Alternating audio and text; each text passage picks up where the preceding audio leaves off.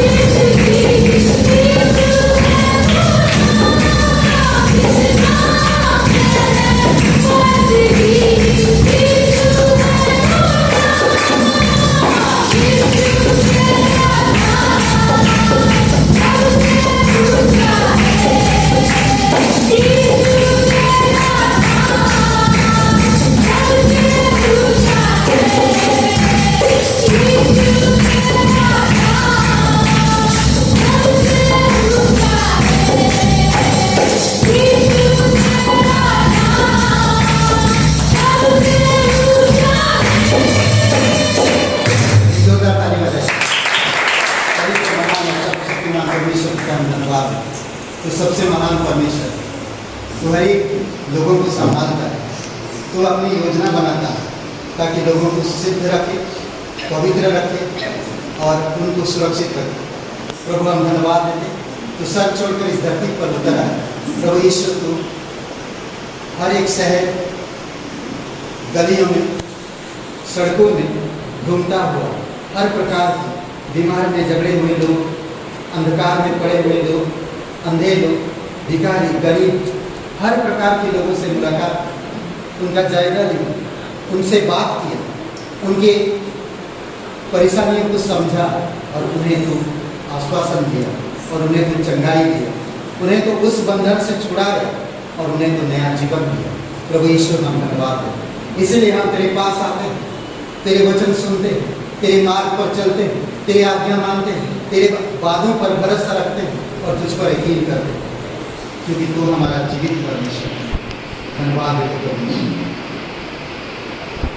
तेरे पास आता हूँ यीशु, तेरे पास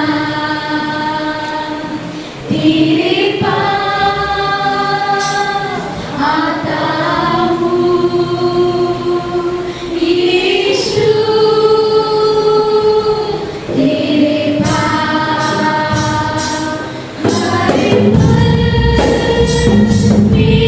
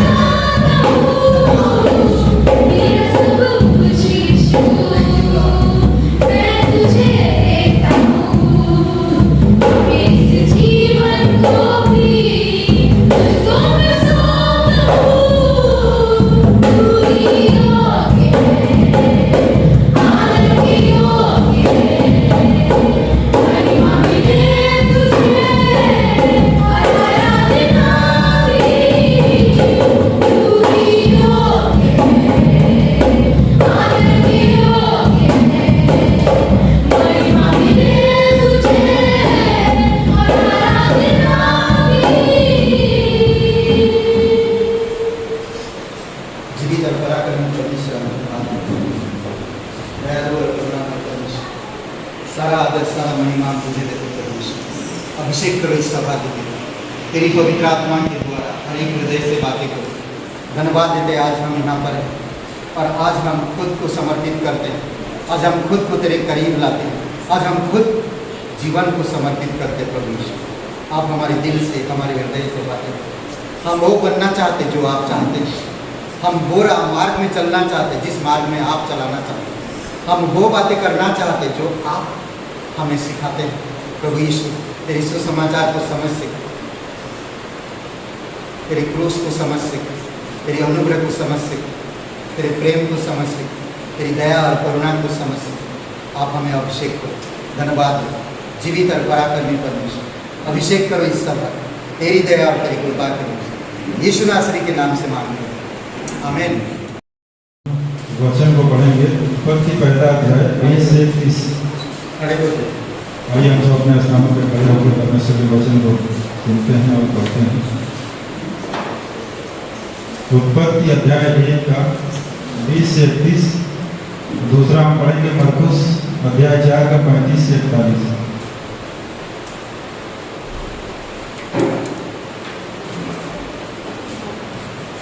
उत्पत्ति अध्याय 1 का 20 से 31।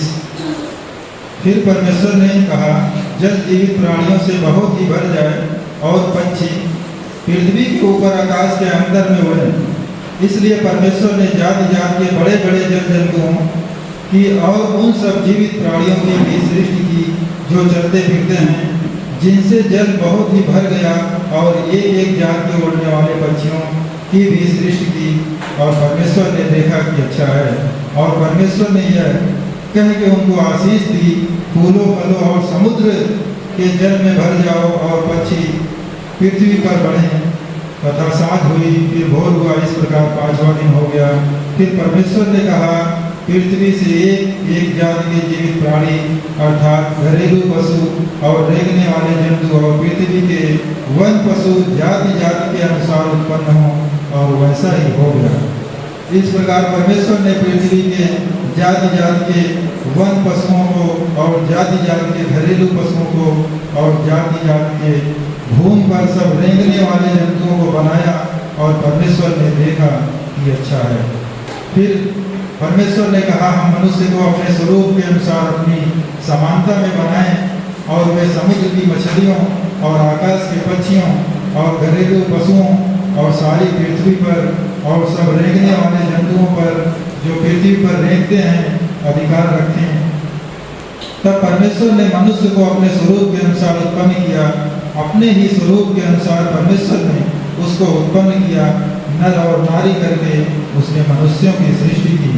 और परमेश्वर ने उनको आशीष दी और उनसे कहा, फूलों फलों और पृथ्वी में भर जाओ और उसको अपने वश में कर लो, और समुद्र की मछलियों तथा आकाश के पक्षियों और पृथ्वी पर रेंगने वाले सब जंतुओं पर अधिकार रखो।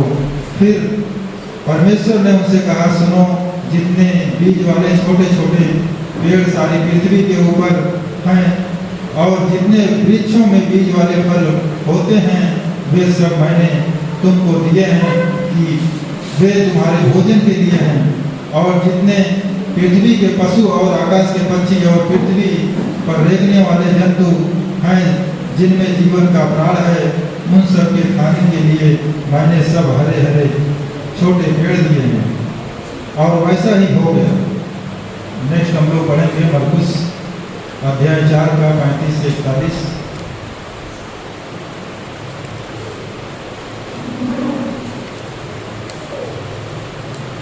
मरकुस अध्याय 4 का 35 से 41 वचन।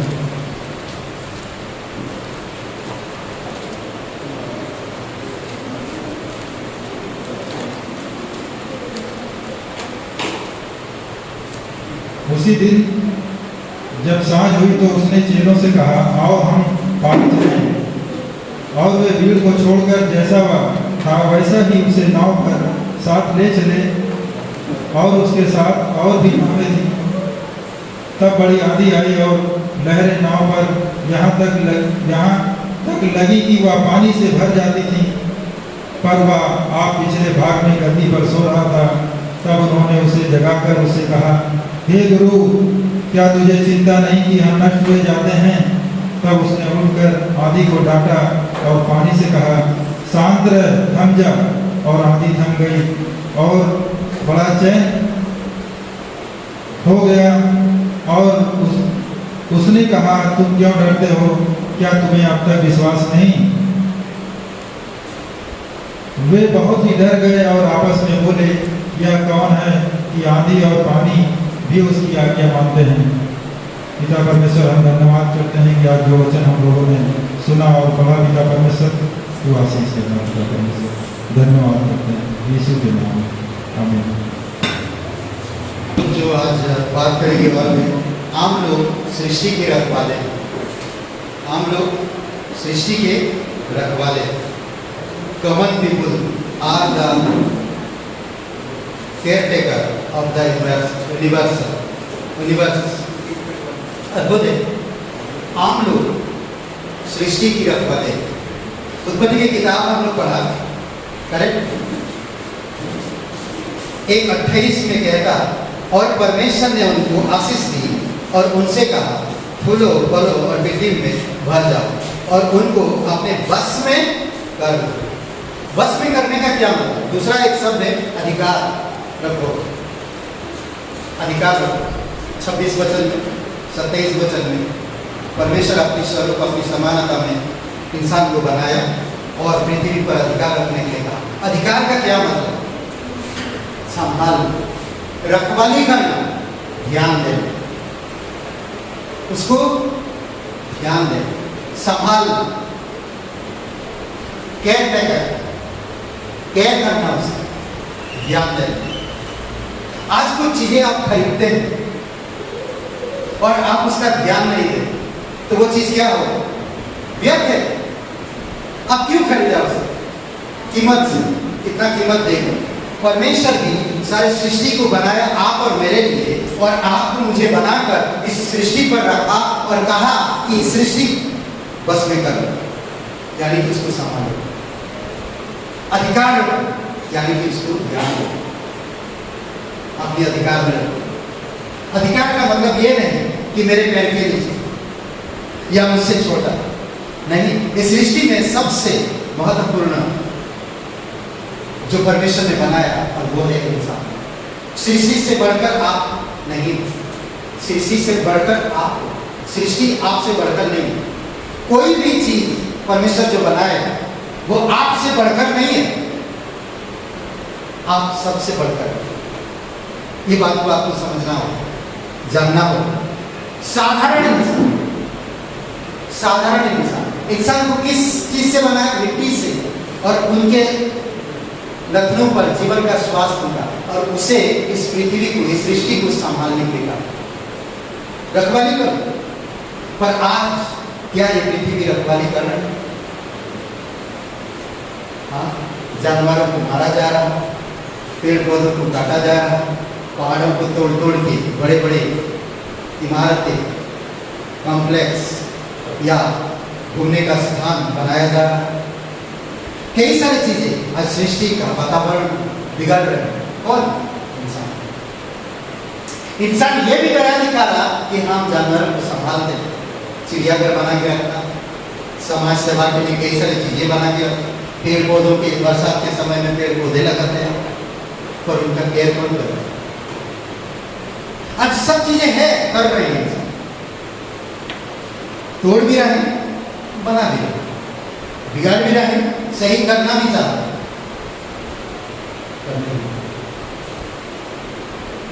परमेश्वर इंसान को इस सृष्टि की रखवाली के रूप में बनाया, परंतु सृष्टि को बर्बाद इंसान ही कर रहा है। इसका कारण पाप, इसका कारण पाप। हम सृष्टि का संभाल नहीं पाते क्योंकि पाप के कारण। पाप ने हमें घमंडी बनाया, पाप ने हमें ईश्वर से दूर किया, पाप ने हमें इस संसार में खुदगर्ज बनाया। इसी कारण से हम किसी भी चीज का केयर नहीं करते, सिर्फ अपना केयर करते। समझ रहे? इसी कारण से आज लोगों में अगर एकता नहीं तो कोई भी काम होगा नहीं, पति पत्नी में एकता नहीं तो कोई भी काम होगा नहीं, बच्चों में एकता नहीं परिवार में एकता नहीं तो कुछ काम नहीं होने, सहमत नहीं हो पाते इंसान, सहमति जरूरी है। आम लोग सृष्टि की रखवाले हैं। परमेश्वर का राज्य मेरे जैसे साधारण लोगों से भरा हुआ है। मैं कैसे परमेश्वर की सृष्टि का रखवाला बना रहूं? मैं कैसे परमेश्वर की सृष्टि का रखवाला बना रहा हूं? परमेश्वर आपकी अद्भुत रचना के लिए धन्यवाद। हमारा मार्गदर्शन करे कि हम अपने आसपास की दुनिया के बेहतर भंडारी कैसे हो सकते हैं।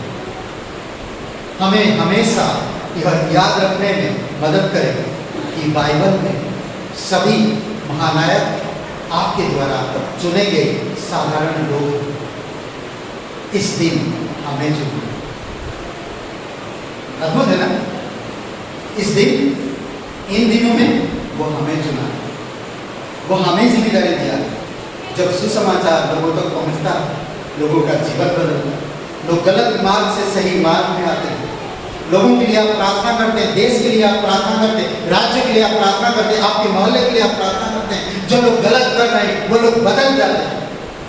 यही तो है सृष्टि की रखवाली करना। क्या मैं मेरे देश के लिए आज तरस खा रहा हूं? क्या मैं मेरे राज्य के लिए आज मैं रो रहा हूं? क्या मैं उन पीड़ितों के लिए जो अत्याचार सह रहे, जो पाप में डूबे हुए, जो जिनका कोई रखवाला नहीं, जिनका कोई देखभाल नहीं करने वाला, क्या मैं ऐसे लोगों के लिए तरस खा रहा हूं या नहीं? क्या आप सच में परमेश्वर के संतान हो? क्या आपने सच में जाना कि परमेश्वर आपको चुना है? तो क्यों चुना है? केटी, एक लड़की, 5 साल की लड़की, मुंह के बल नाले में गिरी और उसकी मां देखा उसे और दौड़ के उसे कहा, केटी क्या हो गया, तुम ठीक हो? केटी बड़ी शांत स्वभाव से उत्तर दिया, बड़ी नम्रता से कि मां, मैं कीड़ों से बातें कर रहा हूं, मैं कीड़ों से बातें कर रहा हूं। उसकी मां को कोई आश्चर्य नहीं हुआ ये बात, क्योंकि वो जानती है मकड़ी, मक्खी, इन सब से वो प्यार करती है। उनको वो बड़ी सावधानी पूर्वक एक जगह में उसको बना के रखती है ताकि वो अपना घर बनाए और वहां पर खुशी से रहे। 5 साल की उम्र, जानवरों की देखभाल कर, ये छोटी छोटी कीड़े मकोड़ों प्यार करती, मरे हुए मक्खियों को दफनाती है। उसकी मां को पता, तो 5 साल की बेटी ये जानवर के प्रति, ये छोटे छोटे कीड़ों के प्रति दया। सोचिए, आगे कहता है उत्पत्ति का 1:28 में, अपने बस में कर लो और समुद्र की मछलियों तथा आकाश के पक्षियों और पृथ्वी पर रेंगने वाले सब जंतुओं पर अधिकार करो, संभालो। मैंने दिया तुम्हें ना, मैंने दिया तुम्हें, मैंने तुम्हें दिया।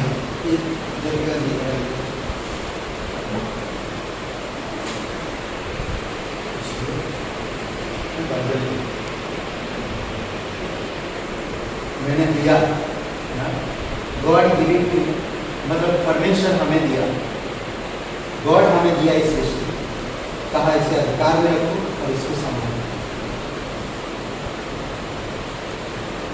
अब उनको संभालना है, उनको उसको कैसे संभालना है वो उनकी जिम्मेदारी। इस सृष्टि को देखकर, इस सृष्टि को देखकर हम उन चीजों को कैसे संभालें, हम कैसे ध्यान रखें। वो हमें दिया है, आकाश में तारे में उड़ने वाली पक्षी, समुद्र में मछलियां, जीव जंतु, रेंगने वाली चीजें, पेड़ पौधे, हवा पानी, हर एक चीज वो आपको दिया।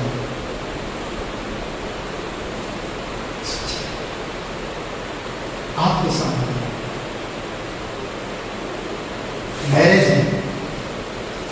मैरिज में पति पत्नी वादा कर रहे हैं, तुम्हारे सुख दुख में मैं तुम्हारा साथी हूं।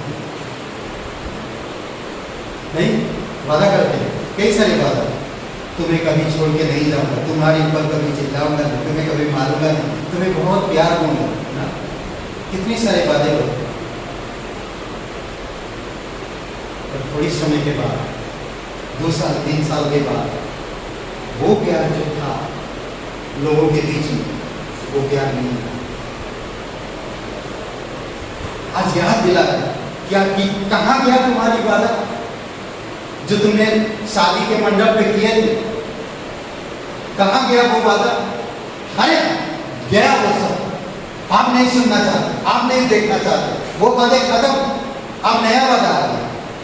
इंसान की वही कर, परमेश्वर वाचा बांधा इंसान से।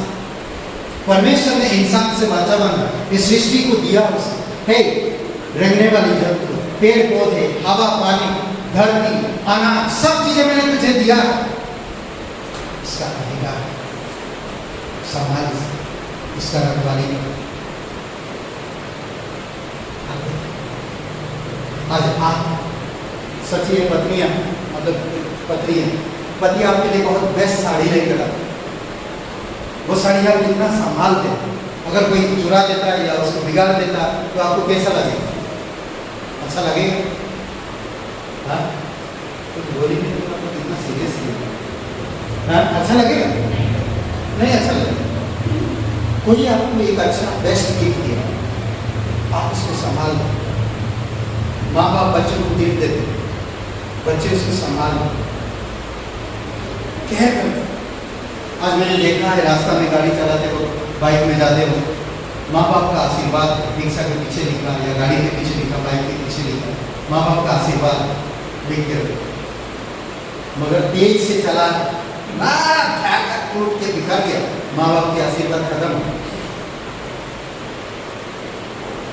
कई बार लोग केयर नहीं करते उन चीजों, समझ रहे? पति पत्नियां भी इसी प्रकार से जो वादे करते हैं, जो चीजें, क्यों मालूम है? क्योंकि पाप के कारण, लालसा के कारण, लालसा के कारण। कोई कई सारे पत्नियां पति पर लालसा में आपका मैरिज लाइफ नहीं चलेगा, आपके वादे पूरे नहीं होंगे। घमंड या जोर नहीं, नम्र प्रेम, एकता, एक दूसरे पर भरोसा। परमेश्वर की आज सारी सृष्टि पर भरोसा दिखाए। आपको मुझे भरोसा करने की जरूरत है, समझ रहे? सोने से पहले केटी सोने से पहले अक्सर अपने पालतू को देखती रहती और सीखती है, पढ़ती है उनको। उसने बकरियों को कूदने के लिए छोटे घरों का निर्माण करती है ताकि वो कूदे। मरे हुए मक्खियों को जाकर बाहर गाड़ती है।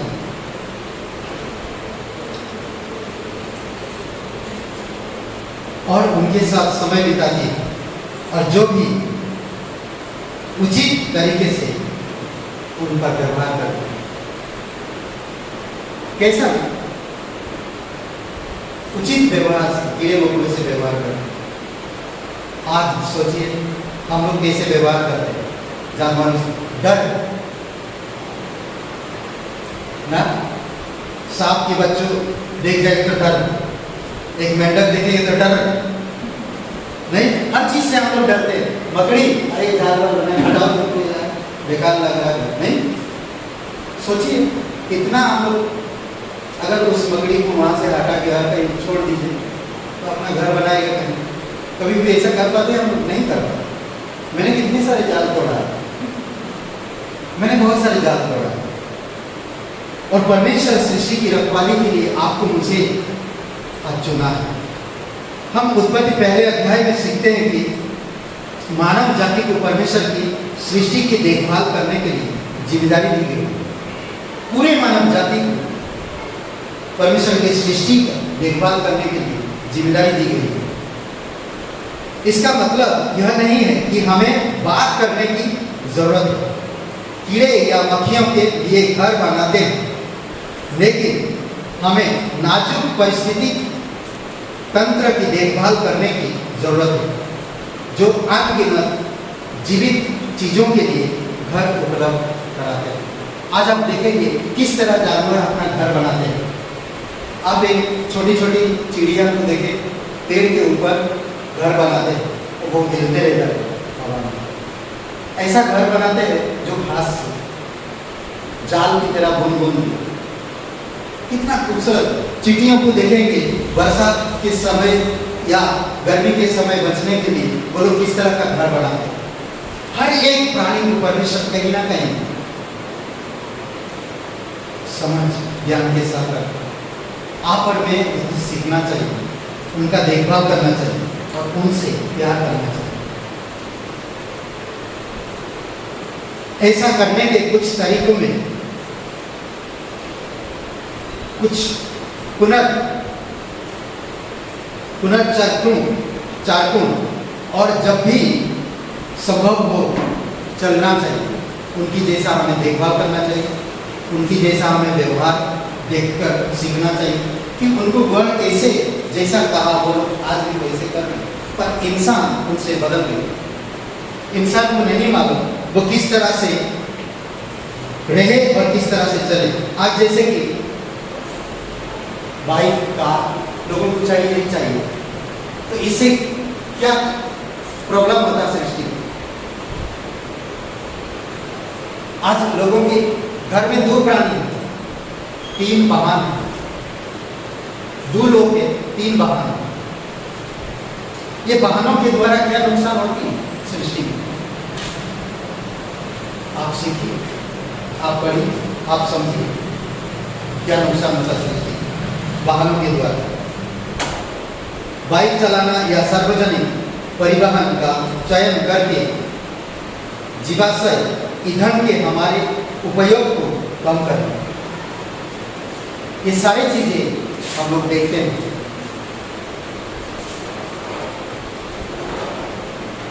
कीमती दुनिया, और अगर आज आपको कोई कीड़ा दिखे तो केटी के तेरा याद करो और उस कीड़े को सुरक्षित करने में आप सोचो। जानवरों सोचो। आज बहुत सारे लोग जानवर के विषय में बात करते हैं, परंतु सही देखभाल नहीं करना।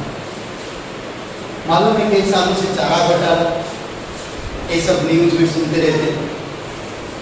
कई सारे अधिकारी कर्मचारी जानवरों को देखभाल करने का वो लोग जिम्मा लिए, परंतु वो लोग नहीं करते। आज भी बहुत से लोग लिए हैं पर नहीं करता। वो तो सिर्फ जानवर। आपको मुझे परमेश्वर क्यों चुना, ताकि आप और मैं सही मार्ग पे चल परमेश्वर के साथ समय बिता, परमेश्वर की वाणी को समझकर, परमेश्वर की आज्ञा मानकर हम सृष्टि को बचा सकते।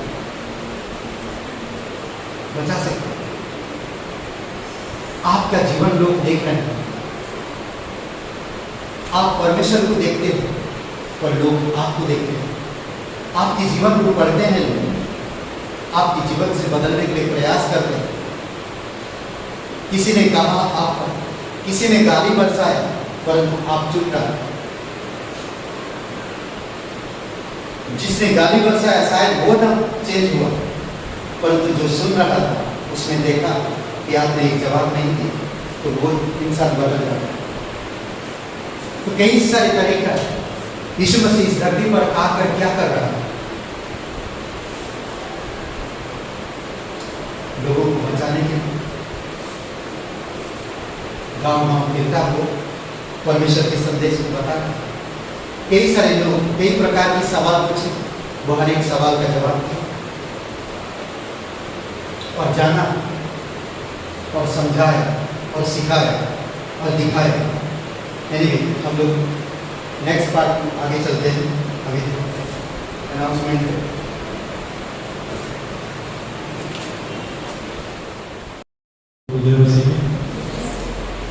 ग्रेस कलीसिया में आप सभी का स्वागत है।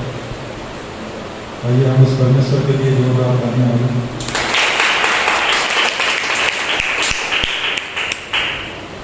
आज इस हॉल में कोई भाई बहन हो जो पहली बार आए हैं, इस हॉल में जो पहली बार आ जाए हैं, चलिए हम लोग एक वचन को पढ़ते हैं। यूहन्ना 1:12।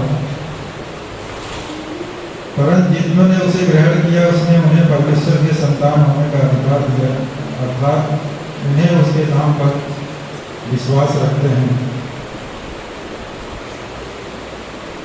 परमेश्वर का वचन कहता है कि जिन्होंने उसे ग्रहण किया, परमेश्वर ने उसे उसके संतान होने का अधिकार दे दिया है। जैसा कि देखेंगे पुराना स्वभाव हम लोग का पापी था, लेकिन परमेश्वर ने अपने पाप से अंधकार की तरफ ले आया और आज हम उसकी महिमा कर रहे हैं। आइए हम देखेंगे साप्ताहिक कार्यक्रम। जैसा आप सभी लोग जानते हैं, रविवार सभा 10:30 बजे गाइडेंस पब्लिक स्कूल रजनीगंज में, और हर बुधवार शाम 7:30 बजे सभा और प्रार्थना दोनों एक साथ चलती है। जो मंगलवार की प्रार्थना का समय था वो बुधवार को ही हो गया है। चर्च ऑफिस 3/242 रजनीगंज सेंटेनेस स्कूल। आप सब वहाँ आइए और परमेश्वर की संगत करिए, उसकी महिमा करिए। शुक्रवार सभा 7 बजे सूरज और माती जी के घर है, आप सभी का स्वागत है और वहाँ पे आइए और परमेश्वर की महिमा करते हैं। क्योंकि आज का जो समय है ये बहुत व्यस्तता का समय है, लोग आ नहीं पाते हैं। ये परमेश्वर के लिए हमें समय को निकालना पड़ेगा, क्योंकि जब हम टाइम टेबल बनाते हैं तभी समय को निकाल पाएंगे, नहीं तो हर किसी की लाइफ बहुत व्यस्त है, समय हमको निकालना पड़ेगा। हर शनिवार सभा लगती है नरसिंहपुर गांव के लिए, वहाँ की प्रार्थना करिए कि परमेश्वर आशीष करें और लोग उद्धार में हैं। जैसा कि आप सभी लोग जानते हैं, बाइबल क्लास इस समय चल रहा है। सोमवार, मंगलवार, गुरुवार, शुक्रवार और प्रार्थना सभा के बाद भी बाइबल क्लास चलाया जाता है। तो आप सभी लोग बाइबल क्लास का आनंद लें और वचन को समझें। साप्ताहिक परिवार है कमला जी नरसिंहपुर, उनके परिवार के लिए प्रार्थना करें कि परमेश्वर उन्हें स्वस्थ रखे, एकता और शांति और बुद्धि से ब्लेस करें, आत्मिकता में बढ़ाए। आज ये साप्ताहिक मिशनरी हैं पास्टर विनोद अमरावती, उनके परिवार के लिए प्रार्थना करें, परमेश्वर आशीष करें, उन्हें स्वस्थ रखें, कलीसिया बढ़े, नए शिष्य बने।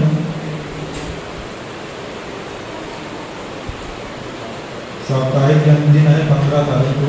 अभिषेक, परमेश्वर उन्हें आशीष करे और ज्ञान बुद्धि समझ की आत्मा दे। आशीष अभिषेक के लिए जोरदार तालियां हो जाए।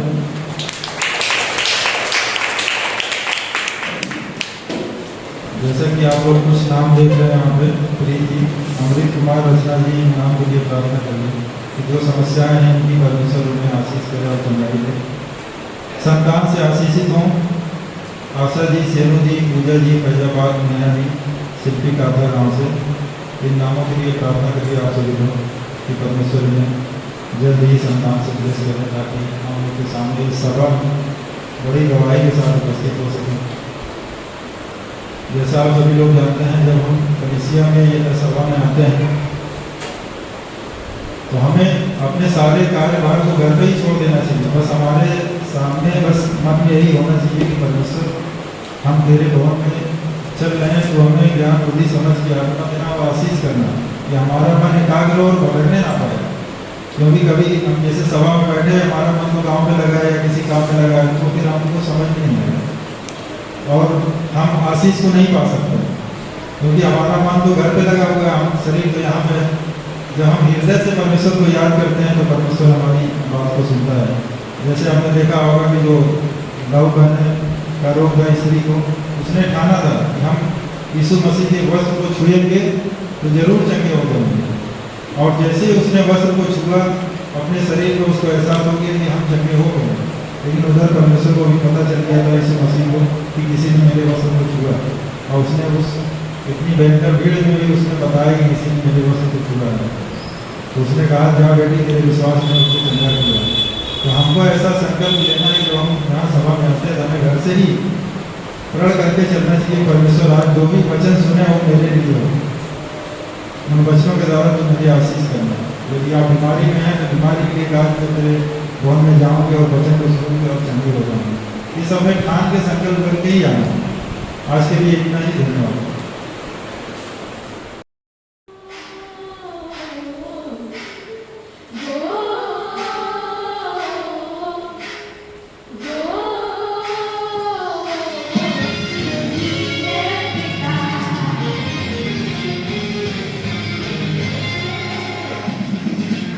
देता है वो जीवन, लाता परिवर्तन, बढ़ता खुशियों से है जो मन।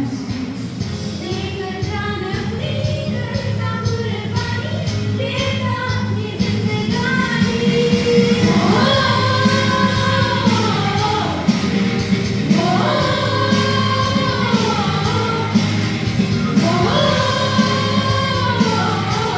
वही है पिता।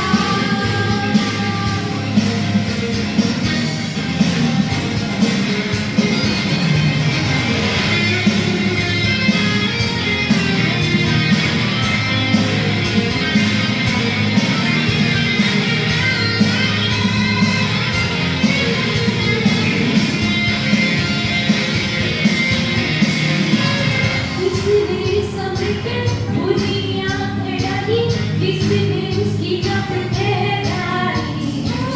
किसने सूद की चाल, किसने कोने का बर्तन बिठाया है।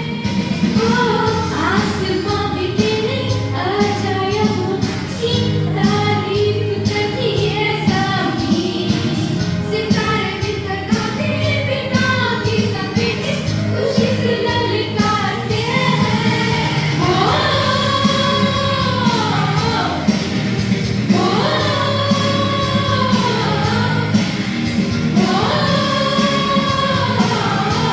वही है पिता।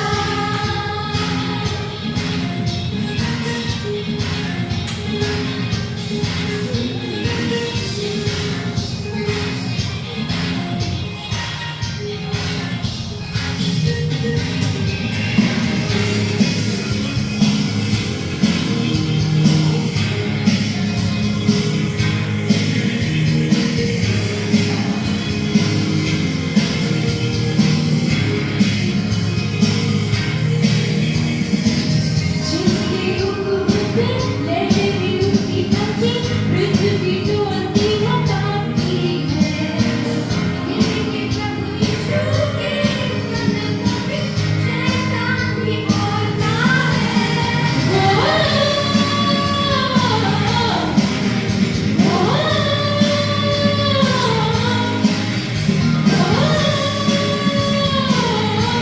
वही है पिता। वही है पिता। वही है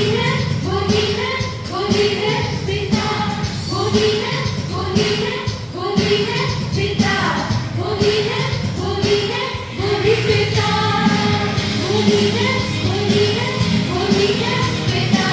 वही है पिता। वही है पिता।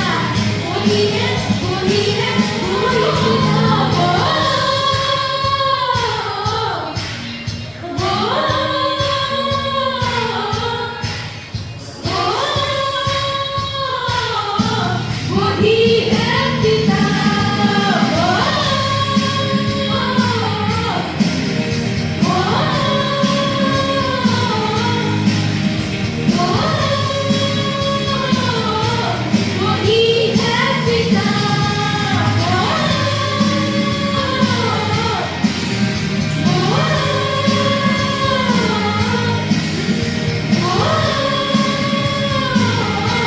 यीशु है पिता।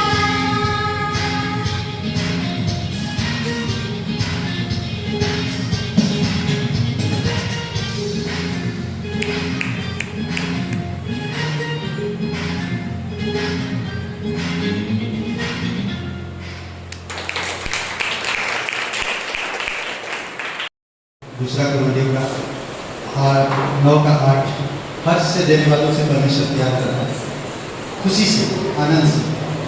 और परमेश्वर के लिए हमें देना चाहिए और सीखना चाहिए कि हम किस तरह से दे सकें। हमारी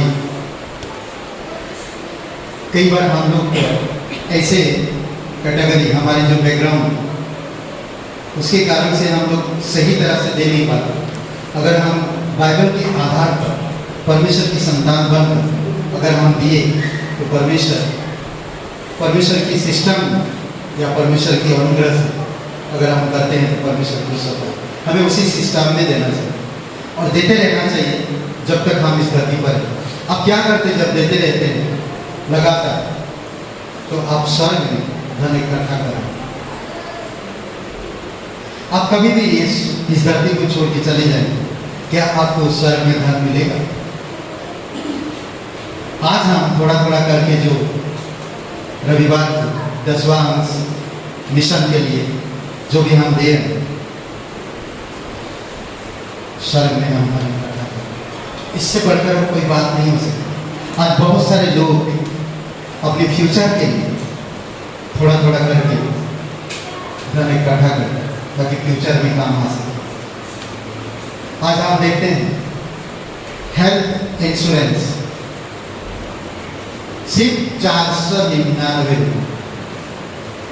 every month, just only 499 rupees, and your health is.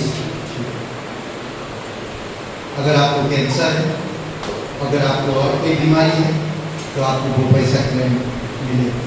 क्यों? क्योंकि आप एवरीडे जमा करते। हेल्थ के कई बार वो पैसा आ भी गया, जिसको खाना था वो खा भी गया, आप बच नहीं सकते, कुछ नहीं करना। किसके लिए जमा किए थे? आपकी शरीर भी गया, पैसा भी गया। अगर आप परमेश्वर में करते हैं रेगुलर एवरी मंथ, जस्ट अगर मुझे 10,000 है तो मुझे 1000 रुपया परमेश्वर के लिए अलग करना चाहिए। अगर मैं 20,000 तो 2,000 परमेश्वर के लिए एवरी मंथ मुझे दे देना चाहिए। अगर मैं 50,000 तो 5,000 रुपया मुझे परमेश्वर के लिए एवरी मंथ देना चाहिए। एवरीवन, हर एक इंसान अगर ऐसे निर्णय ले तो परमेश्वर आपको काम करेगा और वो आपको इस जीवन में शायद मुनाफा ना हो, बट परमेश्वर आपको सुरक्षित रखता है। तीमुथियुस के 6वां अध्याय में कहता, पहला तीमुथियुस 6वां अध्याय, पैसा जब आता है तो बुराई को भी लाता है। अगर आप हर्ष से पैसे को परमेश्वर में देते हो, हर्ष से, खुशी से, परमेश्वर के राज्य के लिए, परमेश्वर की महिमा के लिए, परमेश्वर की जगह के लिए, परमेश्वर की सुसमाचार के लिए, परमेश्वर के मिशन के लिए, परमेश्वर के लोगों के लिए अगर आप देते हैं तो परमेश्वर कहेगा, जब आप स्वर्ग में आओगे मैं तुम्हें वो भंडार दिखाऊंगा जहां पर तुम जमा किए। हालेलुया। परमेश्वर करेगा। आइए प्रार्थना करें। जीवित और पराक्रमी परमेश्वर, दयालु और करुणा परमेश्वर, पिता हम जानते हैं तू सच्चा है, तू अनंत तक स्थिर है।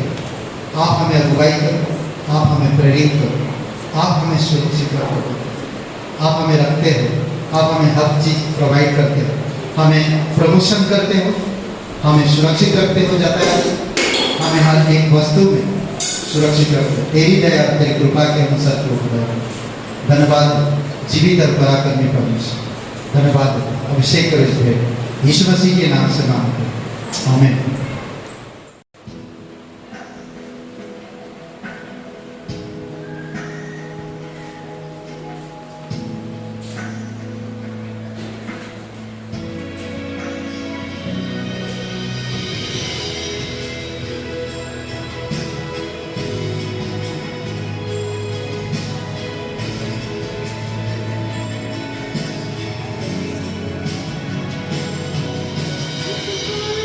Thank you.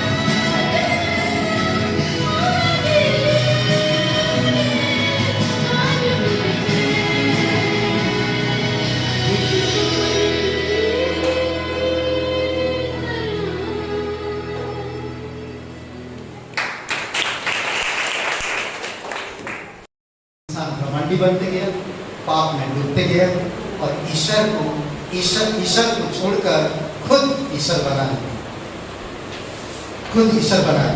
तो इसीलिए सृष्टि दूषित हुआ। इंसान जिस सृष्टि को रखवाले के लिए दिया गया था, परमेश्वर उसकी रखवाली नहीं करता। आप मकान बनाते हो, अगर आपका मकान में कुछ गड़बड़ी होता है तो आप उसको ठीक करने के लिए जान लगाते हैं, पैसा कीमत लगाते हैं, मिस्त्री लगाते हैं, हर एक मटेरियल लगाते हैं ताकि वो ठीक रहे। परमेश्वर भी वो हर चीज लगा दिया ताकि ये सृष्टि ठीक रहे और स्वयं इस सृष्टि पर वो उतर आया ताकि आप और मेरे बीच में रहा प्रभु यीशु मसीह। जानते हैं आप और मैं क्या थे पहले? इफिसियों का 2:3 में क्रोध की संतान थे हम लोग, परंतु आप क्या हो? 1 यूहन्ना का 3:1 में आज आप परमेश्वर की संतान हो और आज आप गवाही दे रहे हो कि मैं परमेश्वर की संतान हूं। इसलिए नहीं कि मैं अच्छा किया, इसलिए हूं कि मैं प्रभु यीशु मसीह पर विश्वास किया। इसीलिए मैं कह सकता हूं कि मैं आप परमेश्वर का संतान हूं। समझ रहे? ये अद्भुत बात है। परमेश्वर ने आपको अधिकार दिया कि सारे सृष्टि का देखभाल करो। अधिकार दिया, बस में करो। बस में करने का मतलब मेरे कहने के अनुसार चलो। ये सृष्टि आपकी कहने के अनुसार नहीं चलेगी। यीशु मसीह आंधी तूफान में चल रहा था। यीशु मसीह ने कहा अपने चेलों को ना, मरकुस के 4 अध्याय में 35 से 41 में क्या कहा? आओ हम उस पार चले। यीशु मसीह ने क्या कहा? आओ हम उस पार चले। सब नाव में बैठ गए। ये साधारण लोग थे, मछुआरे लोग थे। ये लोग पानी में काम करने वाले लोग थे। और ये लोग पानी जहाज में इनका रोज का काम था। कभी आपने पानी जहाज में बैठे हो? बैठे हो? कितने लोग बैठे? पानी जहाज में कितने लोग बैठे? छोटा बड़ा नौका जहाज भी हो, जैसा भी हो, कितने लोग बैठे हो क्या नहीं? ऐसे सब हाथ उठा रहे लोग, हाथ मत उठा। सच में बैठे क्या नहीं? बैठे हैं? सच में बैठे हैं तो तूफान आया कभी? नहीं आया, तो इसलिए आप अनुभव नहीं कर पाए। अगर तूफान आया होता जब आप बैठे थे, तूफान आया होता तब आप अनुभव कर पाते। ये यीशु मसीह जो नाव में चेलों के साथ जा रहा था, उस समय तूफान आया। अगर आप नाव में सच में बैठे, लोग ज्यादा है और तूफान आया उस समय, तो आपको सही अनुभव बता आप क्या होगा? आप क्या होगा? ये तो पूरा पानी अंदर तक आप अनुभव नहीं कर सकते। कई बार आप लोग पढ़े होंगे इस विषय, कई बार पढ़े। ये लोग आम लोग, कोई समझ नहीं था। तूफान आया तो वो लोग बचने का तरीका ढूंढते हैं, बचने का तरीका ढूंढते हैं हमेशा। कैसे हम बचे इस तूफान से? अरे झील के बीचों बीच से हम कैसे बचे? इधर यीशु भी सोया हुआ है, सब डर गए थे सब, और जल्दबाजी से काम कर रहे सब। पतरस तो मालूम है, पतरस का जल्दबाजी नहीं। अगर आप पढ़ेंगे इसमें कहता है, परंतु एक वचन जो है ना, पहला यूहन्ना का एक बात, परंतु जितनों ने उससे ग्रहण किया उसने उन्हें परमेश्वर की संतान होने की अधिकार दिया। कौन सा अधिकार? कौन सा अधिकार? देखें उत्पत्ति में 1:28 में क्या कहा? परमेश्वर ने कहा सब कुछ तुम्हारे अधिकार में। यहाँ पर भी सब कुछ परमेश्वर की संतान होने का अधिकार दिया, अर्थात उन्हें जो उसके नाम पर विश्वास करते हैं अधिकार। यानी कि आपको कुछ जिम्मेदारी दिया जा रहा है। आप परमेश्वर की संतान हो, परंतु आपकी जिम्मेदारी है कि आप सृष्टि की रखवाली करो। आज आपको जिम्मेदारी दिया गया कि आप सुसमाचार को लोगों तक पहुंचाओ। कई सारे घर बिगड़े हुए, कई सारे लोग भटके हुए, कई सारे लोग पाप में डूबे हुए, कई सारे, उसके बारे में कौन सोचेगा? आप और मैं परमेश्वर की संतान की बात वाले, परमेश्वर सोचता उनके बारे में। इसलिए परमेश्वर आप और मेरे द्वारा वो काम करना चाहता है। देखें कि सृष्टि पाप में भर गया। उत्पत्ति 6वें अध्याय में पाप से पूर्ण रूप से भर गया और परमेश्वर इंसान से बड़ा दुखित हुआ और कहा कि मैं इस सारी सृष्टि को नाश करूंगा। और उससे नूह को जहाज बना निकलेगा। सेम आज नूह की जगह पे आप हो, मैं नूह हूं, मैं एक आम इंसान हूं। मैं नूह की तरह आज परमेश्वर ने चुना मुझे और कहा कि मेरा सुसमाचार जाके बताओ। और नूह को कहा कि तुम एक जहाज बनाओ क्योंकि मैं इस सृष्टि को नष्ट करूंगा। परमेश्वर स्वयं कह रहा तुम आज सुसमाचार बताओ, लोगों के प्राणों को बचाओ क्योंकि यह दुनिया नष्ट होने वाला। समझ रहे? और नूह ने काम शुरू किया।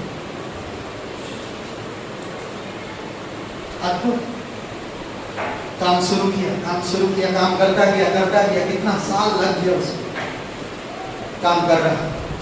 लोग ताने मार, लोग बोले क्या पागल आदमी। लोग बोलते आप यहाँ पर, हम लोग आते हैं, लोग बोलते क्या काम धंधा छोड़ के चल जाते हो, पागल हो क्या तुम? अपनी बात छोड़ के दूसरा बाप बना लो, धर्म परिवर्तन कर लो, कई सारी चीजें बोलते हैं। क्यों शर्माते हो आप जो काम कर रहे हो शायद वो इंसान की गिनती में नहीं आएगा, परंतु परमेश्वर की गिनती में, परमेश्वर की किताब में, परमेश्वर की रिमेम्बरिंग में आपका कार्य स्थिर है और परमेश्वर की गिनती है। आप सृष्टि को बचा रहे हो, आपकी प्रार्थना के द्वारा सृष्टि बच रहा है। भले शायद आप कोई चीज नहीं दे पा रहे हो, शायद आप अपने खुद जाकर उनमें पेड़ लगा नहीं पा रहे हो, परंतु आप प्रार्थना कर रहे हो कि परमेश्वर ऐसे इंसान के मन को बदलो जो वातावरण को सही रखने के लिए सही कदम उठा सके। आज गवर्नमेंट को प्रार्थना करते हैं आप, गवर्नमेंट सही कार्य करे, सही कानून व्यवस्था को लाए, सही लोगों को, आम जनता तक हर चीज पहुंच सके। क्यों करते हैं हम प्रार्थना? आप कर रहे हैं ताकि सृष्टि सही रहे। समझ रहे? जरूरी जानिए ये सारी चीजें। आम लोगों को परमेश्वर चुना, आम लोगों को परमेश्वर ने बुलाया। आम लोग जो लोग कुछ नहीं आता, ये मछुआरे लोग इस मसीह के साथ बैठ के झील के उस पार जा रहे हैं। मरकुस के 4 अध्याय और 35 से 41 वचन है। परमेश्वर का राज्य मेरे जैसे साधारण लोगों से भरा हुआ है। मेरा पालन पोषण एक मसीह घर में नहीं हुआ, मेरा पालन पोषण एक मसीह घर में नहीं हुआ, मेरा पालन पोषण एक ऐसी परिवार में हुआ जो गरीबी में थी।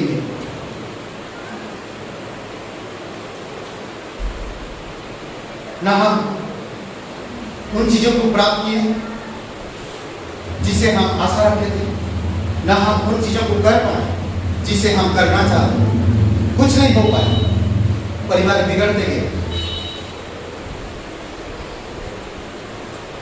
हम ऐसी जगह चले गए, पैसे कमा सके और घर को संवार सके, वहां पर भी कुछ नहीं हो पाया। ऐसे लोगों को देखकर मेरा दिल जल रहा।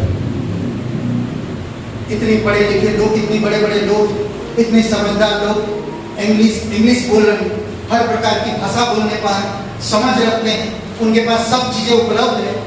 और मैं कहा कोई ईश्वर है? तू कैसा देखता? अमीर गरीब में तू भेदभाव क्यों करता? इस तरह के विचार आता था। और एक दिन मुझे एक पर्चा मिला जिसमें लिखा था हमें क्या करना, हमें क्या करना। और वो पर्चा पूरी तरह से नीचे जमीन पर पड़कर कई सारे पैर में धूल लपक था, और उसको मैंने धूल झाड़ा और देखा हमें क्या करना। और उसके पीछे में पलटा तो उसमें एक एड्रेस था मेरे घर, मैं जहाँ पर था वहाँ घर के पास था, और मैं जाकर वहाँ पर मिला। और इसी प्रकार परमेश्वर के बारे में एक पास्टर वचन दे रहा था और सुना रहा था और बता रहा था। जब मैं पहली बार वहाँ पर गया और मुझे बहुत अच्छा लगा और मुझे शांति महसूस हुआ, और मैं लगा कि मैं सही जगह पर आया। और वहां पर मैं शायद जब गया, लोगों को देखा कि देश के लिए, दूसरों के लिए, गरीबों के लिए, बीमारियों के लिए, हर प्रकार के लोगों के लिए प्रे कर, और मुझे अच्छा लगा। और मैं कहा कि देखो मैं 1 साल तक उनके साथ थोड़ा मैं सहभागिता रखूंगा। मैं 1 साल तक विश्वास नहीं किया, 1 साल उनके साथ बैठता उठता था, उनके साथ जाता था, उनके साथ प्रचार करता था, उनके साथ हर चीज करता था, परंतु 1 साल तक बिलीव नहीं किया। परंतु एक ऐसा समय आया, मेरे पास्टर ने एक मच्छी को, एक जूता पॉलिश करने वाले इंसान को मेरे पास्टर ने सुसमाचार सुनाया थे, और मैं उनके साथ सुसमाचार सुनाने के लिए उनके साथ गया था। मैं देखा इतना बड़ा अमीर है, इतना अच्छा एक पास्टर है, इतना अच्छा इंग्लिश बोलने वाला, इतना अच्छा उनका क्या बोलते कि स्वभाव और उनका क्या बोलते पर्सनैलिटी है। फिर भी एक मोची के साथ घुटने पे जाकर वो सुसमाचार प्रचार कर रहे हैं, और मुझे बता रहा है कि प्रभु यीशु मसीह आपसे प्यार करता, और प्रभु यीशु मसीह आपके लिए क्रूस पर जीवन दिया। उन्हें वो बता रहे हैं, जब उनको बता रहे थे मेरे दिल में कुछ हो रहा है, मेरे दिल में मुझे चोट पहुंच रहा था, मुझे लग रहा था। और मैं उसी समय जब उन्होंने उसके साथ प्रार्थना किया, साल्वेशन प्रे, उसी समय में प्रे, और मैं उसी समय उठा, मैं आया। और फिर मैं इसी दूसरे महीना में मैं बपतिस्मा में फॉलो किया और कभी पीछे नहीं हुआ। मैं एक साधारण व्यक्ति था, मैं एक गरीब गरीब परिवार से था, मैं एक ऐसे परिवार से था जो 2 वक्त की रोटी जुटाने के लिए कड़ी मेहनत करना पड़ता था। और परमेश्वर ने मुझे चुना। मैं कुछ नहीं जानता, मुझे कुछ नहीं आता, पर परमेश्वर कहता आज एक तुम ऐसी संस्था को खड़ा करो जिससे मैं उस संस्था के द्वारा लोगों के प्राणों को बचाऊंगा और इस सृष्टि का रखवाला लोगों को तैयार करूंगा। हमें आना चाहिए, हमें इस संस्था को हाथ बढ़ाना चाहिए, हमें इसकी मेंबरशिप बनाकर रजिस्टर करके हमें आगे बढ़ने की प्रयास करना चाहिए। हमें आना चाहिए। हर एक इंसान हर चीज कर रहा है, किसके लिए? अपने लिए। जिस दिन उसका जीवन खत्म उस दिन उसका सब कुछ खत्म। मनुष्य कल्पनाएं बनाता है पर सफल कौन करता है? परमेश्वर। अगर मनुष्य अपनी कल्पनाएं खुद बना रहा और खुद चला रहा, एक दिन वो मर जाएगा, उसकी कल्पनाएं समाप्त हो जाएगी। यीशु मसीह चेलों के साथ कहां पर जा रहा? झील के उस पार। चेले बैठे हुए। ओके, 2 चीजें हम देखते हैं, 3 चीजें, दाऊद और गुलायत, नूह और जहाज, योना और मछली। ये 3 लोगों के बारे में हम लोग सोचते हैं। ये 3 लोगों के बारे में, दाऊद और गुलायत, राजा दाऊद और गुलायत। दाऊद कैसा था? भेड़ बकरी को चलाने वाला, सबसे छोटा लड़का, सबसे छोटा लड़का, 8वां लड़का था दाऊद। भेड़ बकरी को चला रहा था और उसने गुलायत को मारा, परमेश्वर के नाम बढ़ाया ना। लोग उसका तारीफ किए, लोग उसकी वाहवाही किए। किसने किया? परमेश्वर। नूह जहाज बनाकर ऐसे प्राणियों को बचाया, सिर्फ अपने परिवार, क्योंकि और कोई प्राणी नहीं बचा। ये निर्णय लेने वाले लोग, ये परमेश्वर की आज्ञा मानने वाले लोग, ये परमेश्वर के लोग। योना और मछली, योना और मछली, मछली के पेट के अंदर में जाकर प्रार्थना की, परमेश्वर उसकी प्रार्थना सुना। ये सभी लोग मेरे लिए, कहते हैं ना, ये सभी लोग, बाइबल में आगे बहुत से लोग, ये सभी लोग मेरे लिए एक, क्या बोले? अच्छा, बाइबल में एक सवाल पूछूं मैं आप लोगों से, पूछ सकते हैं, आपका फेवरेट हीरो कौन है? वाह, क्या सवाल है। आपका फेवरेट हीरो कौन है? यीशु मसीह। अभी सब यही कर रहे है ना। जो सोच भी रहा था वो भी नहीं सोचेगा, बोलने वाला था उसका नाम आप नहीं सोचेंगे, सब बोलेंगे यीशु मसीह। ओके, आपका फेवरेट हीरो यीशु मसीह। मेरा फेवरेट हीरो जानते हैं, सुपर हीरो यही अब्राहम, मूसा, नूह, एनोस, हाबिल, पौलुस, पतरस, यूहन्ना, दाऊद, योना, यिर्मयाह, ये सब लोग मेरे सुपर हीरो। मेरा फेवरेट हीरो, सुपर हीरो, ये बाइबल के सुपर हीरो है। हीरो में नाम है इनका, विश्वास के हीरो। इब्रानी की 11 पत्री में, इब्रानी की पत्री 11 थे। ओके, ये सुपर हीरो थे। इसी तरह से मैं सरकाई में था और खुद काम करने में सीख रहा था। कई बार मैं खुद सरकाई में था और मैं सीख रहा था, सेवा कर रहा था। वहां पर अनाथ आश्रम थे, उस अनाथ आश्रम में मैं बावर्ची का काम किया। अनाथ बच्चे लोग, वहां पर हम लोग संगति करते हैं। संगति में सबसे पहले उठकर बच्चे लोग ब्रश करते हैं और इकट्ठा होते हैं, ब्रेकफास्ट होता है और फिर हम लोग गाना गाते हैं, प्रभु की आराधना करते हैं। बच्चे लोग छोटे छोटे थे, उन छोटे बच्चे 11 बच्चे थे। 11 बच्चे में से आज एक पास्टर है और एक चर्च की मेंबर है। सोचिए, उन बच्चों को सिखाते थे बाइबल की कहानियां। उन बच्चों से हम खुद सीखते थे और हम सिखाते थे। मैं 3 टाइम का खाना उन लोगों के लिए बनाते थे। सुबह का नाश्ता, दोपहर का लंच, ब्रेकफास्ट, चाय दोपहर का, मतलब शाम का, और फिर रात का डिनर। सरकारी करते थे। फिर धीरे धीरे उस जगह पे सरकारी करते करते पास्टर ने बोला कि तुम अब ऑफिस में करो। ऑफिस में मैं पीएम का काम किया। Praise God, hallelujah. परमेश्वर ने इस तरह से उठाया। फिर ऑफिस में रहते रहते बाइबल स्कूल ज्वाइन की, बाइबल सीखने के लिए। कभी मैं जानता नहीं था इन लोगों का इतनी बड़ी बड़ी जिम्मेदारी और ये सुपर हीरो कैसे बने।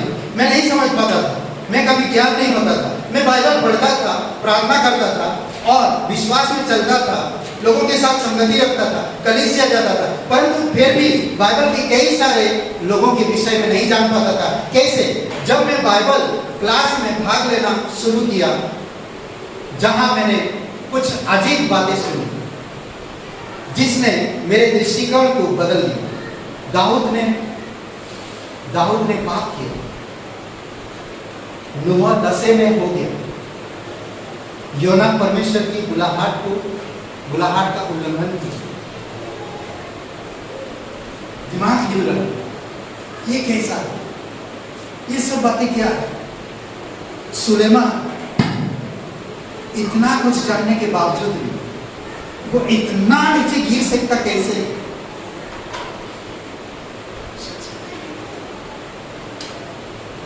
मैं सोचने लगा,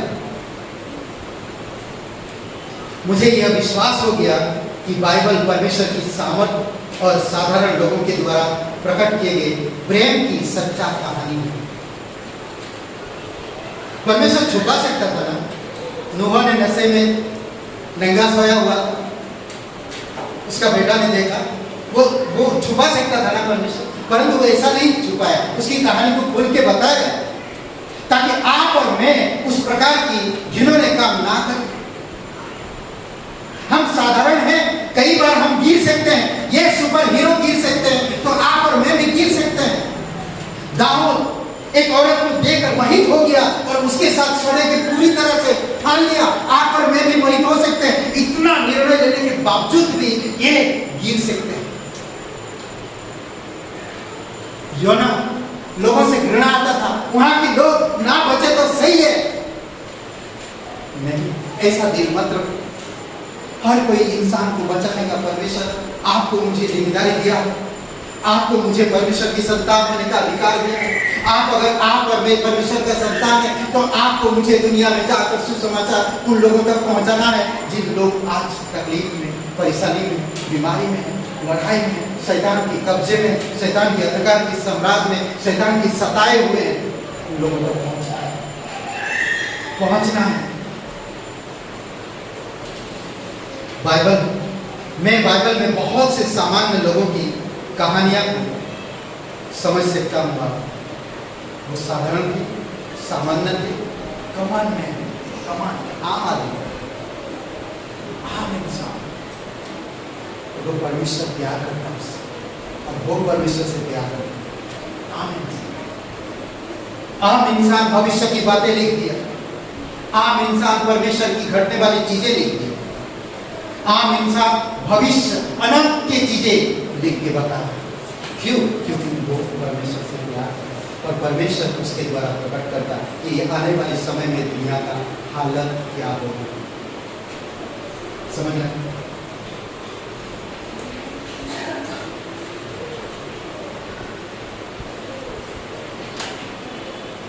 मैंने पहले ही सवाल पूछा था आप लोगों से, अगर आप जहाज में कभी बैठे हो, पानी जहाज में कभी बैठे हो और तूफान आता है, तभी आप अनुभव कर पाएंगे वहां पर क्या हालत हो। और ये चेले लोग भी वहां पर बैठे थे। मरकुस का 14:35 से 41 में हाल मछुआरों का हुआ क्या? जो हाल हुआ वहां पर, मछुआरे सोचा था कि यीशु के सोते समय इसकी नाव डूब रही। वो डर गए, पूर्ण रूप से डरे हुए, पूर्ण रूप से, समझ रहे, डरे हुए। वहां पर हम पतरस को देखते, पतरस जाकर बोलते कि प्रभु, गुरु, हम मरने पर हैं। तो जाकर के हम मरने पर है। पतरस बहुत जल्दबाजी करता है, कभी भी आगे पीछे सोचता नहीं। कभी आप ऐसा हुआ है? कभी आप आगे पीछे सोचे नहीं? क्रोध आता तो हम लोग कभी आगे पीछे सोचते नहीं। करेक्ट? थोड़ा सा हम नाराज होते हैं, क्रोध आता है या हमारी मनपसंद चीजें नहीं हो पा रहा तो हम क्रोधित होते हैं और जल्दबाजी करते हैं हर चीज में। कई सारे आज जल्दबाजी के कारण लोग मुसीबत में पड़े। कई से लोग आज जल्दबाजी के कारण परमेश्वर की बाइबल स्कूल से, परमेश्वर की शिक्षा से, परमेश्वर की राज्य से लोग काट गए जल्दबाजी के कारण। जल्दबाजी एक ऐसा चीज है जो शैतान का काम है और शैतान आपको इस्तेमाल करता है। इसीलिए जल्दबाजी नहीं, धीरज रखो, समझ रखो। क्या कहना देखिए, मैं पतरस से संबंधित हो सकता हूँ जो कभी भी बिना सोचे समझे बोल देता था, बिना सोचे समझे। मत्ती का 16:21-23 में जब यीशु अपनी मृत्यु के विषय भविष्यवाणी कर रहा था, अपनी मृत्यु के विषय में भविष्यवाणी कर रहा था कि मैं यरूशलेम जाऊंगा, लोग मुझे पकड़ेंगे और मुझे मार डालेंगे, किलों पर फूट के मार डालेंगे। तो पतरस ने क्या कहा? पतरस कहता है इस प्रकार देखिए, इस पर पतरस उसे अलग ले जाकर झिड़कने लगा, हे प्रभु, परमेश्वर ना करे तेरे साथ ऐसा कभी ना होगा। जल्दबाजी देखिए क्या बोल रहा है यीशु मसीह, वो समझ नहीं रहा, वो ध्यान नहीं दे रहा, परंतु वो तुरंत अलग ले गया और अलग लेकर ऐसा कभी ना हो। प्रभु यीशु मसीह तेरे मरने से पहले मैं बोलूँ। अरे ऐसे जल्दबाजी लोग कहते हैं, अरे पास्टर जी इस क्रिसमस का मैं जिम्मेदारी लूंगा। जब क्रिसमस आता है वो आदमी गायब, सबके सामने बोलता है, पास्टर जी मैं इस साल का क्रिसमस का जिम्मेदारी मैं लूंगा, मैं सारे खर्चा उठाऊंगा। जब आता है दिसंबर महीना, किधर गया वो तो छुट्टी में किधर चला गया। पतरस भी वैसा नहीं है। कभी भी जल्दबाजी में कोई निर्णय मत, किसी को दिखाने के लिए निर्णय मत, किसी को नीचा दिखाने के लिए निर्णय मत। प्लीज आप परमेश्वर के लोग, परमेश्वर की संतान, आप एक हर किसी से एक समान प्रेम लो। समझ रहे? 26 अध्याय मत्ती का 26 अध्याय 31 से 35 में प्रभु भोज के बाद यहाँ पर क्या हुआ जानते हैं? इस पर प्रभु भोज ने कहा कि मुझे आप पकड़ लेंगे, आएंगे और मुझे पकड़ लेंगे। तो यहाँ पर भी पतरस कहता है, 21-22 वचन पढ़िए। सॉरी कौन सा? 31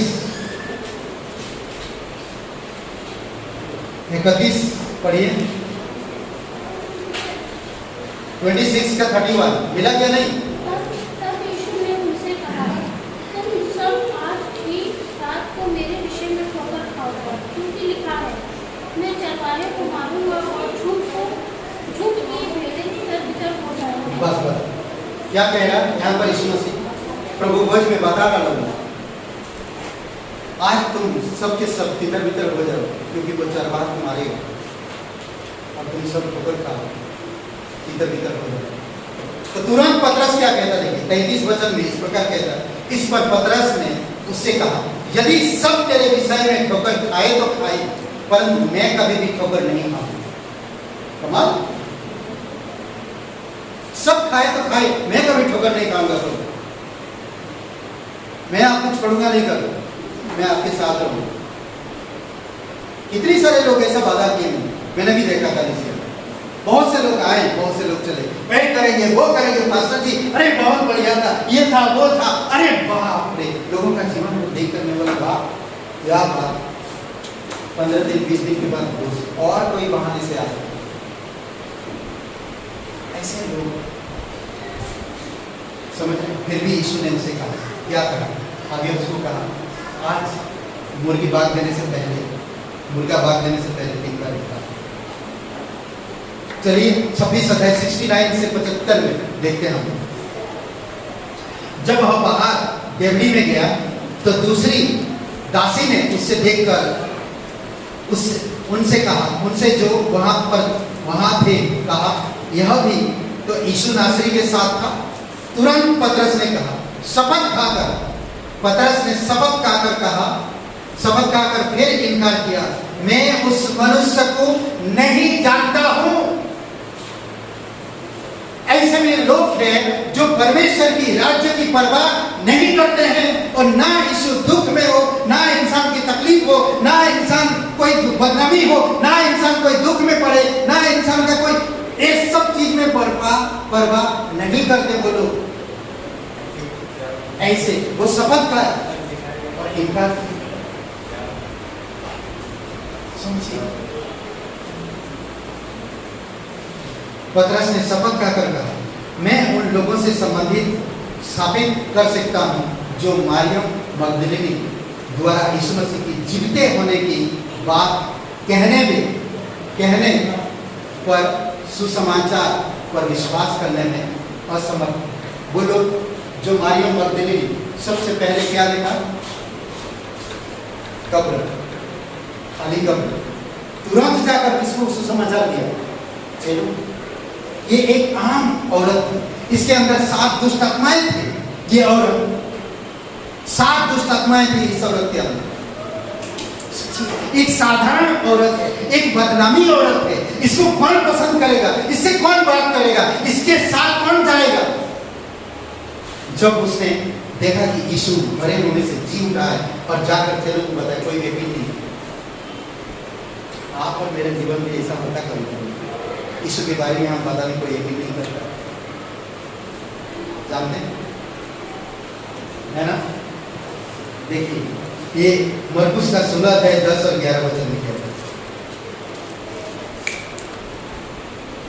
बाइबल सामान्य लोगों से भरी हुई, जिन्हें विश्वास करने और नया जीवन जीने के लिए परमेश्वर द्वारा सशक्त किया गया था। यहाँ तक कि यीशु भी एक साधारण मनुष्य के रूप में हमारी दुनिया में आ गया। यीशु भी एक साधारण इंसान की तरह हमारे बीच में आ गया। साधारण इंसान, रहने के लिए स्थान नहीं, खाने के लिए कोई, कहाँ खाते, कहाँ क्या खाते, कहाँ रहते, चलो चल कर देखो। सर रखने के लिए जगह नहीं, छत नहीं। इस दुनिया में 3 साल तक जिया, मतलब 33 साल तक रहा। सोचिए थोड़ी समय की। आज आपके पास सब कुछ उपलब्ध है, फिर भी हम वो काम नहीं कर पा रहे जो यीशु किया। एक साधारण इंसान रहकर, साधारण लोगों के पास जाकर परमेश्वर के राज्य के बारे में बताया, परमेश्वर के चमत्कार के बारे में बताया, परमेश्वर की योजना के बारे में बताया, परमेश्वर के प्रेम के बारे में बताया, परमेश्वर के अनुग्रह के बारे में बताया, परमेश्वर के उस आने वाले अनंतकाल के राज्य के बारे में बताया। परमेश्वर कितना इंसान को चाहता है उसके बारे में बताया।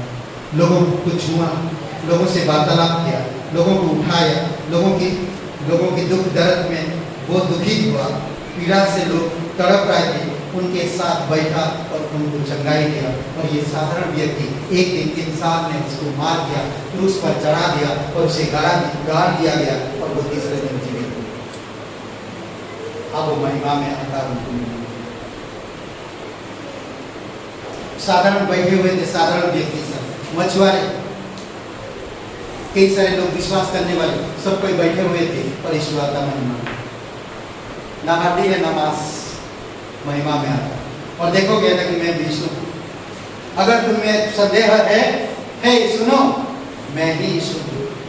मैं अल्फा और ओमेगा, मैं प्रथम हूँ और अंतिम भी हूँ, मैं आदि और अंत हूँ, मैं ही मार्ग हूँ, मैं ही सत्य हूँ और मैं ही जीवन हूँ। आम लोगों को परमेश्वर बुलाता है, आम लोगों को चुनता है ताकि एक सृष्टि का रखवाली कर सके। अधिकार उन्हें देता है ताकि उनके बस में रह सके। आपकी एक प्रार्थना से एक परिवार नरक से बच सकता है। आपकी एक पर्चा बांटने से कोई प्राणी नरक से, शैतान से छूट सकता है। आपकी एक निर्णय से अंधकार में पड़े हुए लोग ज्योति में आ सकते हैं। ये परमेश्वर समझ लो, शैतान की चाल आपकी प्रार्थना के आगे नहीं चलती, नहीं चलती। समझ रहे हैं?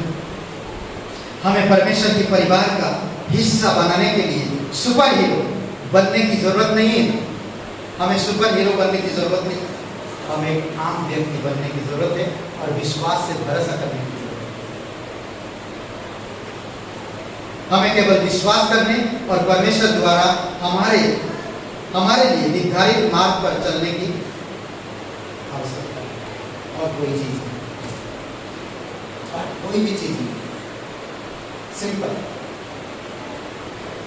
परमेश्वर आपकी जरूरतों को जानता है। इस धरती पर रहेगी आपको क्या जरूरत है वो सब चीजें जानता है। इसीलिए परमेश्वर कहता मेरे राज्य मेरे धार्मिकता की खोज कर बाकी सब चीजें मैं तेरे पीछे कर दूं। 10 साल बाद मिलने वाला चीजें आज हम ढूंढते हैं, इससे हम परेशान हैं। वो 10 साल बाद मिलेगा, मैं आज क्यों ढूंढ रहा हूं? फिर क्या करते हैं? उस चीज को प्राप्त करने के लिए घूस खिलाते हैं, पैसा लगाते हैं, कर्ज लेते हैं, जमीन बेचते हैं, घर बेचते हैं, सब चीजें लगाकर उस चीज को पाने के लिए कुछ भी करने के लिए तैयार हो जाते हैं। पर वो समय तो आने दो, भगवान इंतजार करो। मैं नहीं कर सकता, पैसा है लगाओ यार, जमीन बेचो यार, लगाओ उस चीज को, अभी ला अभी नहीं हो सकता। परमेश्वर ऐसा नहीं काम कर सकता। तो इसी कारण की वजह से परमेश्वर काल करने वाला चीज इंसान आज चाहता है, इसीलिए वो परमेश्वर को पसंद नहीं करता। इसीलिए आम लोग समझ नहीं पाते कि परमेश्वर की योजना क्या है। परमेश्वर आपके लिए जो कल्पनाएं बनाता है वो कभी हानि की नहीं बल्कि कुशल की और अंत में सफल गारंटी 101%। आज से 5 लोग अगर इस कलीसिया में निर्णय ले कि हम इस संस्था को आगे बढ़ाएं, 5 लोग से 5 लोग कि परमेश्वर सिर्फ आज हम निर्णय लेते हैं इस कलीसिया को रजिस्ट्रेशन कराएंगे, एक जगह के लिए तैयार कराएंगे, मैं तैयार हूं परमेश्वर, चाहे कुछ भी हो, मैं पीछे नहीं आऊंगा। देखो ये कलीसिया कहां से कहां पहुंचा। परमेश्वर के साथ आपका संबंध, परमेश्वर के प्रति आपका जिम्मेदारी, परमेश्वर के लिए, परमेश्वर के कार्य, परमेश्वर की संतान के, परमेश्वर के घर के लिए, परमेश्वर के राज्य के लिए आप आप और मैं, आप लोग और परमेश्वर आप और मेरे द्वारा कई सारे प्राणों को सृष्टि को रखवाली करने के लिए तैयार कर रहे हैं और आप और मैं लोगों के प्राणों को बचाने के लिए तैयार हो रहे हैं। आइए बात करें। सबकी आंखें बंद है, सबके सर झुके। कोई भाई बहन है यहाँ पर, आप पहले कभी विश्वास नहीं किया, आज आपके पास एक शुभ अवसर है। आप आम भले आपके पास उतनी अनुभव एक्सपीरियंस नहीं आध्यात्मिक चीज़ों के बारे में, परंतु परमेश्वर जानता है कि आप कैसे, परमेश्वर समझता है आप कैसे, परमेश्वर जानता है आपकी बैठना उठना, आपकी भूत वर्तमान में भविष्य, परमेश्वर समझता है। अगर आप पहले कभी प्रार्थना नहीं की तो आज आपके पास मौका है नया जीवन पाने के लिए। नया जीवन पाने का मतलब क्या? क्योंकि हम एक पापी इंसान हैं और पाप की हालत में जब मरते हैं तो हम नरक जाते हैं। ये बाइबल पूर्ण रूप से कहता है। पाप को पश्चाताप करने के लिए परमेश्वर स्वयं इस धरती पर यीशु मसीह एक साधारण मनुष्य बनकर आप और मेरे पापों के लिए क्रूस पर बलिदान हुआ, कब्र में गया और तीसरे दिन जी उठा। और जी उठने के बाद उन्होंने कहा जो मेरे नाम पर विश्वास करेगा वो कभी नष्ट नहीं होगा परंतु अनंत जीवन पाएगा। अगर आज आप विश्वास करना चाहते हैं तो मेरे साथ ये प्रार्थना कर सकते हैं अपने मन में। पहले अगर किए हैं तो करने की जरूरत नहीं, अगर आपने कभी ये प्रार्थना नहीं की है तो आज आप कर सकते हैं। कह सकते हैं हे प्रभु यीशु, मैं जानता हूँ मैं एक पापी इंसान हूँ, मैं खुद को नहीं बचा सकता, मैं धन्यवाद हूँ तो मेरे पापों के लिए क्रूस पर बलिदान, कब्र में तीसरे दिन मरे हुए से जी। हे यीशु, मुझे माफ कर दे, मेरे हृदय में आ, मुझे नया जीवन दे, मैं तेरे परिवार में शामिल हो सकता। धन्यवाद है तन मन से तेरे बलिदान को, तेरे गाने गाने, तेरे जीवन में मैं विश्वास कर। तू मेरा मुक्तिदाता, तू मेरा उद्धार कर, तू परम प्रधान इकलौता बेटा यीशु नासरी मेरा उद्धार कर, यीशु के नाम से आमीन। आइए हम लोग मुझे काफी एक रब से कहो बस है काफी,